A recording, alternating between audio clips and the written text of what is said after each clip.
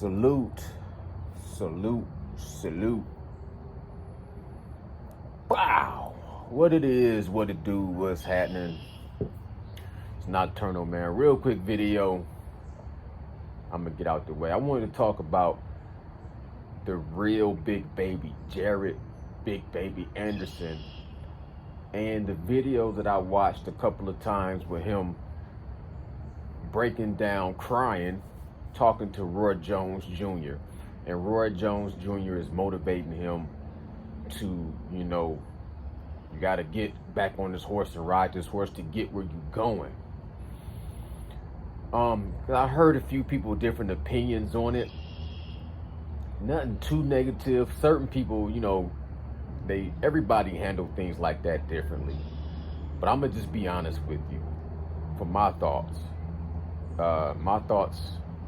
on him having that emotional moment and them putting the video out. First of all, I gotta say this to all the men out there listening, to all the young men, to all the boys, to all the grown men. We all know, especially in the black community, but in any community, I feel like in any community, it's always when you raising the boy, boys don't cry, big boys don't cry. You know what I'm saying? Men don't cry. We heard that. And I feel like, to me, that was always an innate type of a thing. Like, you don't want to be no damn crybaby. I feel like that's innate. I feel like that's natural for a man not to be a crybaby. But there is a difference between being a crybaby and a man that cries. I feel like there's a time and a place for a man to cry. So there's absolutely nothing wrong with a man crying. There's nothing wrong with a man crying. There's something wrong with a man that has no ability to express his emotions when he's going through something that traumatizing or that emotional and he don't cry. And it could be different things. You know what I'm saying? Different things. Not everybody gonna have to cry at a funeral. Not everybody cries at funerals. You know what I'm saying? Like, I didn't even cry at my pop's funeral. Or I didn't cry when my pops passed away. I might have shed a tear because I had to go up there and give a speech. And after I gave a speech, I just felt a little bit more weight lifted off of me, and I shed a little tear. But I didn't cry I don't cry at funerals. I don't cry at sad shit. You know what I'm saying? To me, sad shit, I'm usually neutral on. But I do cry. When I get real happy, usually I cry tears of joy. You know what I'm saying? Or when I think about my kids growing up, or when I think about something, you know what I'm saying, like my dog passing away, I'd be like, damn, man, it's gonna kind of fuck me up. I ain't ready for that shit, you dig? But men cry when it's a time and a place. Now, when you being recorded crying as a boxer, 200-something pounds, 6'4", 200-something pounds, strong, tattooed guy, young, 23, and he crying. First of all, I'm gonna be honest, I don't like the way they edited the video and put it out. The optics, everything is optics, you know what I'm saying? The way things look. I don't like the way that particular video looked. Because they chop it up, they edit it, you know what I'm saying? And they put the sad music behind it, trying to pull on people's heartstrings. And then they're trying to have Roy Jones be this great motivational speaker, which, you know what I'm saying, he was one of the greatest boxers in his prime I ever seen. But he's not the best at, to me, being a motivational speaker. But for some younger people, I could see him being a great motivational speaker. Just not for me. You know what I'm saying? Not to say he don't say anything inspirational. It's just, for me personally, he's not the greatest motivational speaker, in my opinion. Opinions vary, you dig? So for Jared Big Baby Anderson, maybe he said exactly what that man needed to hear to get him through that particular situation that he was having mentally. But I don't like the video. I don't like the edit. I don't like the music. I don't like the optics. I don't like to see him in gloves, in the ring, crying. The words that was coming out of his mouth, I don't like the words that was coming out of his mouth particularly.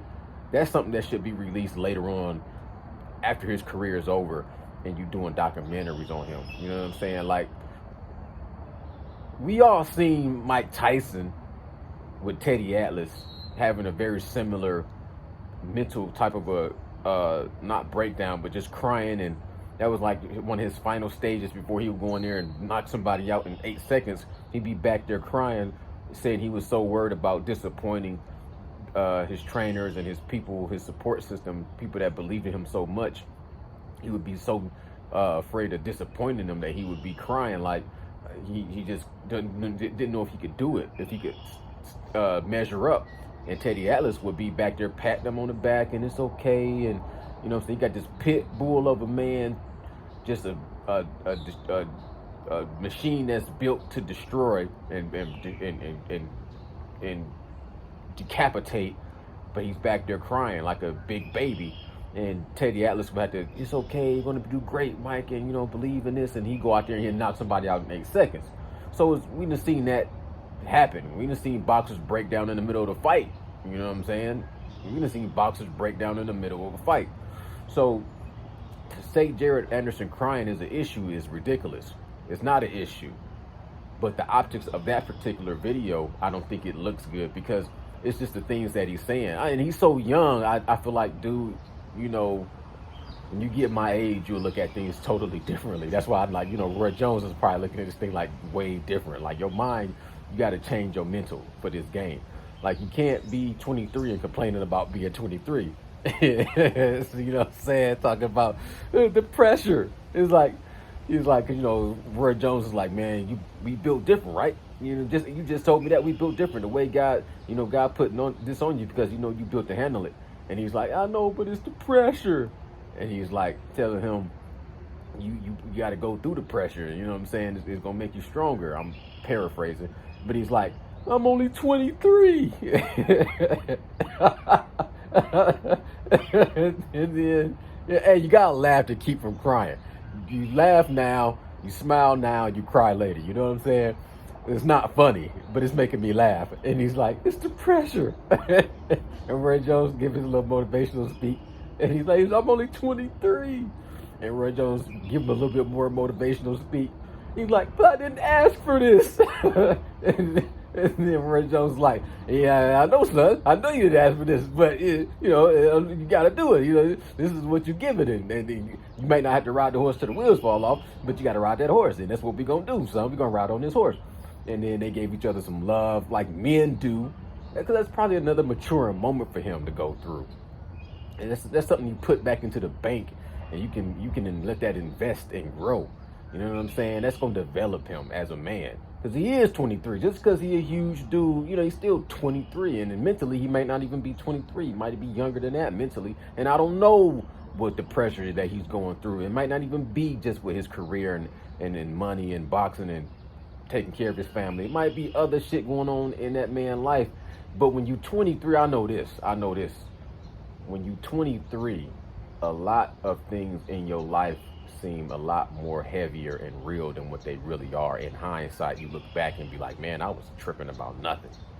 You know, I thought that was pressure. Shit, that ain't even close to being pressure. That's why I be telling my son when he be telling me stuff, it just be so funny because it all be in hindsight. And I be like, dude, just keep on living. Don't sweat the small stuff. You know what I'm saying? That's not real pressure. You dig?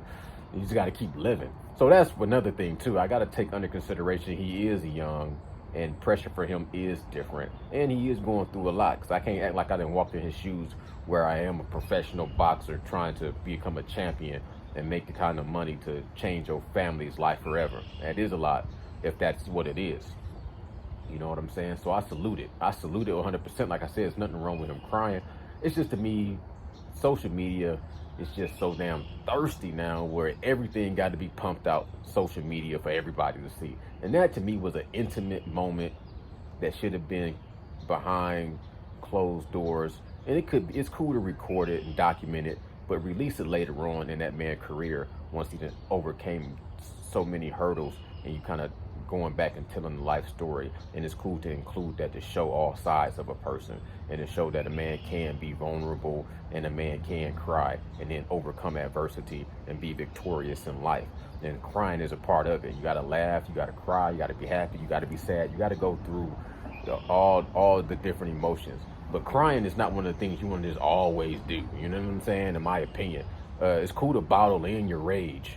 You know, it's cool to bottle in your rage and then know how to harness your rage and harness your emotions and use them at the right time. You dig what I'm saying? You don't want to be just breaking down, crying over every little thing. Like I said, don't sweat the small stuff. Like one quick time, I'm gonna tell you that I cried, and I still cry when I think about it. I had a coworker years ago, and I wasn't even that tight with him, but his son had died in a car accident, and his son was young. His son was like in his prime. You know, his son was like 18 years old, and he wasn't at work that day, of course, because his son had passed away. But everybody on the job was just talking about it. But they was talking about it like the way we talk about regular shit on the job, like motherfuckers talking about cutting grass, or they was talking about it the same way you would talk about having your car engine go out and you got to get a new car. People was just talking about it so casually, and I just couldn't do it. And shit was hitting me different, so I just had to walk away by myself and just cry for that dude. I cried for his loss. I cried for his son. That shit hit me hard. That shit hit me hard even thinking about it now, because it was just at that time it was all fucked up. It was all bad. It's like, man, that's just fucked up. That's just fucked up. It's sad, man. And we all energy. We all connected. You know what I'm saying? And we all supposed to help each other in times like that. You dig? So that was sad, man. And when shit like that happened, it's okay for you to be not as hard, not as gilded. Let down your guards and just let God do what he do. You know what I'm saying? It's power even in your tears. Just like it's power in your blood, it's power in your sweat, it's power in your tears too. That's why they say this shit is blood, sweat, and tears. You know what I'm saying? This shit ain't just all ego and machismo and bravado and testosterone and blood and, you know, guts and balls and muscle and all that. Shit also was motherfucking heart and soul and essence.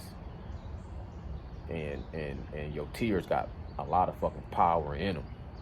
So I salute Big Baby Anderson for going through that moment. I felt like that was a private, intimate moment that just don't have to be shared with millions of people on social media, where the damn video is chopped and screwed and edited with all kind of special effects and music in the background, trying to make this shit sadder than what it is. Dude, you 23, and you could just imagine you 23, the shit that you stressing about and feeling pressure about is something that you really should just be thankful about, because the very next day it could be taken away from you. And then you can't even do that no more, and you have a whole different perspective on what real pressure is, or what you really thought was heavy that now you got to deal with. Like you could be not wanting to be a professional boxer, a superstar, making a lot of money and providing for your whole family and putting on for your city, and you can walk out and get hit by a car, God forbid, and now you can't even fucking hold a pencil, you can't even walk, you can't have sex, you can't, you know what I'm saying, you can't move out the bed.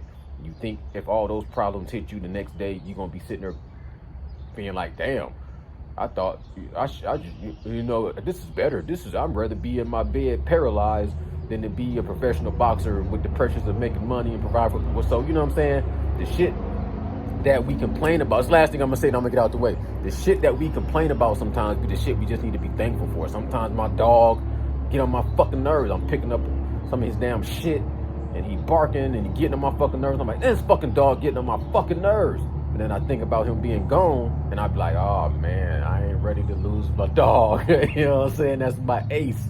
I ain't ready to put him in the dirt, man. It's gonna hurt when I had to put him in the dirt. So I can't complain about picking up after him and feeding him and all the money it costs to take care of him.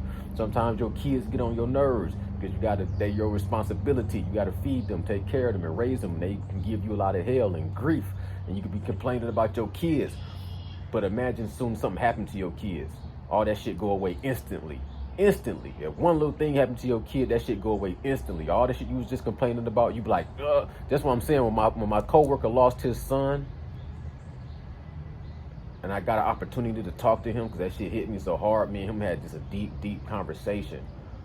And it was funny because he said the thing that made him miss his son the most, the thing that he couldn't get over the most after he lost his son, the thing that hit him the hardest was all the things that he was complaining about his son doing that was pissing him off at the time, because his son was 18, and 18, you smelling yourself and you're rebellious, and you ain't really listening, and you're doing things all the opposite way your parents raised you to do things. He said all the shit that his son was doing that was pissing him off and stressing him out on a daily basis, all those things was what he was missing about his son the most. He was missing all those things about his son, the things that he was pissed off about and stressing about and illing about. Those was the things now that he was missing in his life the most. He was missing that. Can you imagine that shit? Like, created a void in his soul. He was missing. His heart was in pain, and he was missing the same thing he was complaining about just the day before the shit happened. And that's what I'm saying. The things that you griping about, every time I gripe about something, I try to turn around real quickly and be like, but thank you for it, God. Thank you for it. Thank you for it. Thank you for it. Soon as something happened, and I'll be like, this is bullshit. Anything that happened in my life, that's why I don't sweat this shit, the small shit, because it's all a blessing. Count it all a blessing. Nocturnal Thoughts. Salute, salute, salute. Real man, sometimes you gotta cry.